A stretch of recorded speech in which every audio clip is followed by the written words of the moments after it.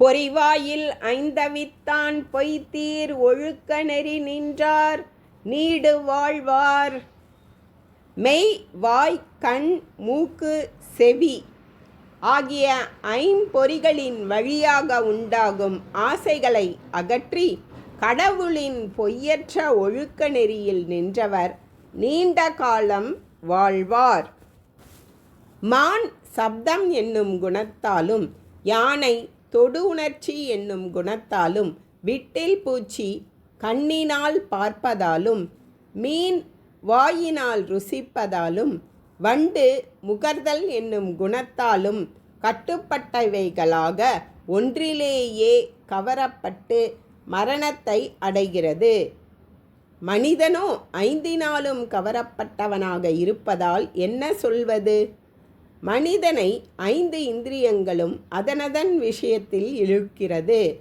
கெடுதல் செய்வதில் கருநாகத்தின் விஷத்தை காட்டிலும் 5 இந்திரிய விஷயங்களும் கொடியது.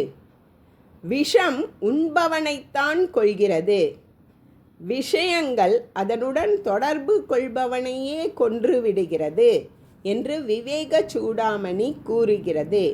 மனிதன் ஒவ்வொரு பொறிகளிலும் உள்ள ஆசையை ஒழித்துவிட்டால் கெட்டது எல்லாம் போய்விடும். ஒழுக்க வாழ்வு உடல் ஆரோக்கியத்திற்கு முக்கியம். உயிருடன் இருக்கும் வரை மனமும் நோய்வாய்ப்படாமல் இருக்கும். அதனால் ஒழுக்க வாழ்வுதான் உயர்ந்தது. இந்திரிய ஆசைகளே இல்லாமல் சத்திய இயல்பான பகவானுடைய அருளை அடைவதற்கு நாமும் இந்திரிய ஆசைகளை அடக்க வேண்டும்.